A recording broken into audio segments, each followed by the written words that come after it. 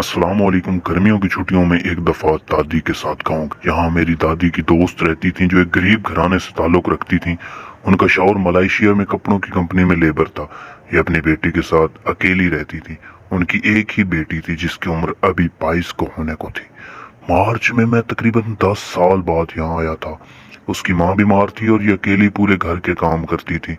भैंस बकरियों को चारा डालती थी, खाना पकाती थी, चश्मे से ताज़ा पानी लाना और फसलों की कटाई, ये सब उसकी कमजोर कंधों पे थे। मैं तो शहरी था इसलिए इन सब कामों को करना भी नहीं जानता था। अगर जानता भी था तो ये सब मेरे बस की बात नहीं थे। असर के वक्त हम चश्मे पे जाते थे और ये सुमेरा सुमेरा शक्ल से बहुत मासूम लड़की लग रही थी। एक दिन मैं जोहर पढ़ने के बाद छत पे चारपाई में लेट गया और पता नहीं कि मैं कब सो गया, लेकिन जब मेरी आंख खुली तो असर का वक्त हो चुका था। मैं जब नीचे घर आया तो सुमेरा का पूछा तो आंटी ने कहा कि वो तो चश्मे गई है पानी लेने। मुझे बहुत गुस्सा आया कि मुझे क्यों नहीं उठाया। खैर मैं भी उसके पीछे गया। जब वहां पहुंचा तो बहुत अजीब मंजर था। आई लड़कियों की तादाद भी ज्यादा थी और माहौल भी दूसरे दिनों की बनिस्बत बहुत चेंज था। नई लड़कियां आई थी। नई इसलिए कहा है, इनसे मेरी कभी मुलाकात नहीं हुई।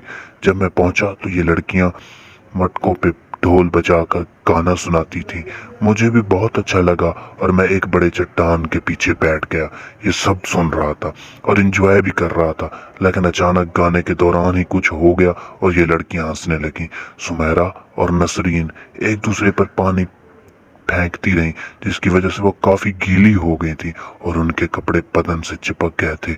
उन दोनों के जिस्म का एक हिस्सा साफ नजर आ रहा था और आज उन दोनों ने ब्रा भी नहीं पहनी थी। शायद गांव के लोग ब्रा नहीं पहनते।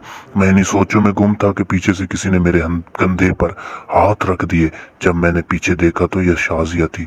शाजिया की उम्र अभी 16 को ही थी। उसने फौरन मेरे मुंह पे हाथ रख दिया और कहा कि कुछ ना कहना और चुपके से यहाँ से उठकर मेरे पीछे आ जाना। जब मैंने पूछा कि क्या हुआ, सब ठीक तो है, तो उसने कहा बड़ी अजीब बातें हैं, जब वहां जाओगे तो खुद पता चल जाएगा। खैर दौड़ते दौड़ते जब हम वहां पहुंचे तो ये उसी का घर था और मुझे दूसरी छत पे ले गई, जहां एक कमरे के रोशनदान में हमने छुपके से देखा। तो मैं थोड़ा हैरान हुआ कि ये तो उसकी बहन थी जो शायद मोबाइल में कुछ देख रही थी। रोशनदान से तो साफ दिखाई नहीं दे रहा था वो क्या देख रही थी। मुझे अंदाजा हो गया कि कुछ तो गड़बड़ है। साथ में खड़ी शाजिया से कहा कि मैं अंदर रूम में जा रहा हूँ, आप हमें यहाँ से देखना। अगर उसने मुझे डांटना शुरू किया तो तुम अंदर रूम में आ जाना। अगर मैं भी उसके साथ बिजी हो गया तो वो सामने दूसरा दरवाजा जो है उससे हमें भी देखते रहना और बाहर भी देखती रहना। जब को आ जाए तो आप दूर से कोई गाना सुनना ना, लेकिन अंदर नहीं आना। मैं सब कुछ समझा दूंगा बाद में। उसने कहा ठीक है, लेकिन एक 16 साल मासूम को क्या पता कि ये मेरी बहन के मजे के लिए अंदर जा रहा है। खैर मैंने एक अच्छी तरह से समझाया और आहिस्ता से दरवाजा खोलकर अंदर गया। जब पास गया तो मोहतरमा ने मोबाइल में वीडियो प्ले की हुई थी और मैं पीछे से ये सब देख रहा था। 2-3 मिनट तक उसके साथ पीछे से ही वीडियो देख रहा था और मजे ले रहा था। लेकिन जब मेरी नजर अपने पाँव पर लगी तो मैंने देखा कि ये पहले से एहतराम में खड़ा हो गया है। तो मुझसे रहा नहीं गया और कान में कह दिया कि मैं आपका पड़ोसी मेहमान हूँ। जब उसने मुझे देखा और मैंने उसे, तो हम दोनों ने एक दूसरे को पहचाना, क्योंकि एक दिन पहले सुमेरा की वजह से हमारी मुलाकात चश्मे पर हुई थी। उसने मुझे देखा और आराम से एक हाथ मेरे मुंह से हटाया और मुझसे कहा कि प्लीज अभी के लिए तुम चले जाओ, अभी बहन या अम्मी आ जाएगी, बहुत बड़ा मसला खड़ा हो जाएगा। मैंने उसे समझाया कि अम्मी तो खेतों में चली गई है, वो शाम से पहले तो नहीं आ सकती। उसे यकीन तो हो गया, लेकिन वो अब भी अपनी छोटी बहन शाजिया से डर रही थी कि वो तो चश्मे में है, जल्दी आ जाएगी। तो मैंने कहा कि वो तो दूसरी बच्चियों के साथ पानी का खेल खेल रही थी, आज चश्मे पर बहुत लड़कियां आई थी, तुम नहीं थी तो मेरे तुम्हारा हाल पूछने आया था। उसे यकीन हो गया और नरम पड़ गई। मैंने उसे हल्के से दोनों गालों पे किस किया और उसके मुंह से एक लंबी आह की आवाज निकली जो मुझे बहुत अच्छी लगी। फिर वो होंठों को गोल करके आगे पीछे होने लगी। फिर मैंने कहा मेरा भी टाइम पूरा होने वाला है। तो वो गुस्सा हो गई कि अब तो मजा आने वाला है, अब उसे नहीं छोड़ूंगी।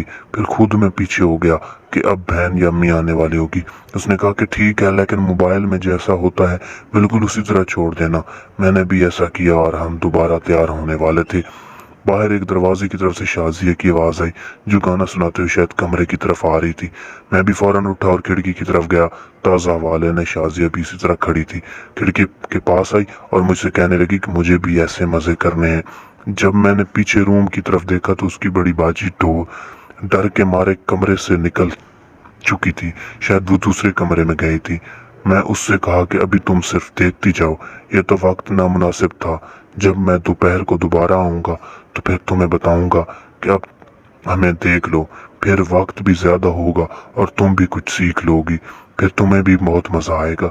लेकिन अगर ऐसे जल्दी में करोगी तो तुम्हें मजा तो नहीं आएगा, सिर्फ वक्त की बर्बादी होगी। फिर क्या फायदा ऐसे आधे अधूरे काम का। हम ये बातें कर ही रही थे कि पीछे से वही बाजी ठंडा शरबत गिलास में लेकर खड़ी थी कि किस अधूरी चीज की बातें हो रही हैं। शाजी ने कहा कि हम चश्मे से पानी का खेल खेल रहे थे। शहरी बाबू को इसकी रुदात सुना रही थी। मैंने उसके हाथ से शरबत लिया और उसके कान में आहिस्ता से कहा कि अब तो टाइम नहीं मिला, कल दोपहर को दोबारा आऊंगा, तुम तैयार रहना। सख्त धूप में जब सब गांव वाले फसलों की कटाई के लिए खेत चले जाएंगे। स्टोरी का मजा आया तो चैनल को सब्सक्राइब लाजमी कर दीजिएगा। बहुत शुक्रिया।